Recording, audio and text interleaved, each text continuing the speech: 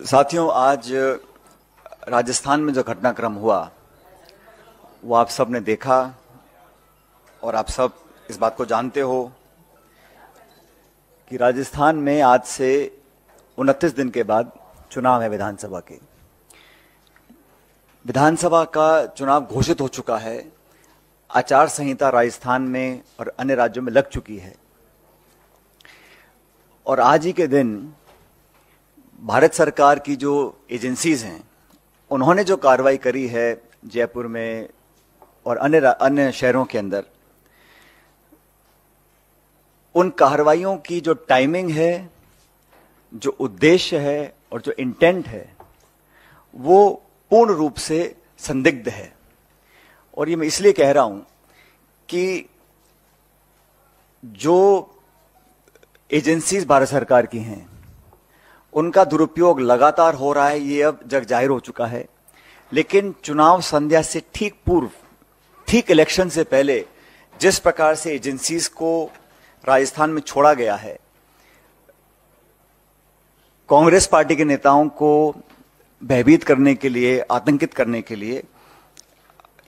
देश और प्रदेश इस बात को बहुत गंभीरता से देख रहे हैं। कांग्रेस पार्टी करप्शन के खिलाफ है, भ्रष्टाचार के खिलाफ है। अगर कोई भी निष्पक्ष जांच होती है और कोई सबूत प्रमाण के साथ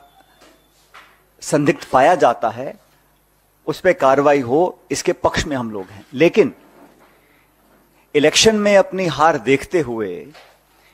अगर भारत सरकार इस बात को समझ गई है कि वहां बीजेपी चुनाव हार रही है और फिर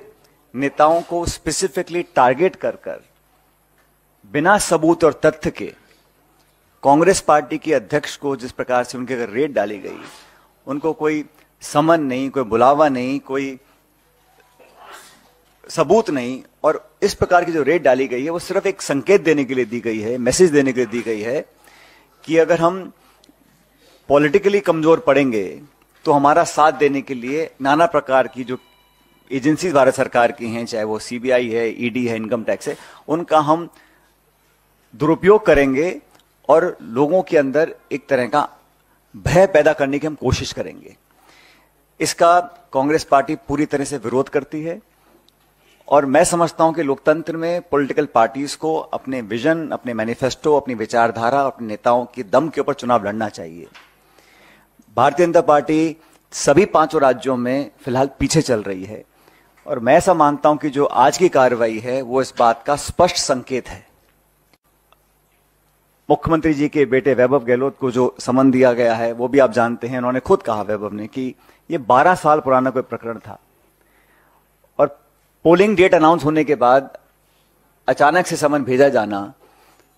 सब लोग समझते हैं कि इसके पीछे क्या सोच हो सकती है। अगर आप ये वीडियो YouTube पर देख रहे हैं तो हमारे चैनल को सब्सक्राइब करें और बेल आइकन को दबाना ना भूलें। अगर आप Facebook पर ये वीडियो देख रहे हैं तो हमारे पेज को लाइक करें।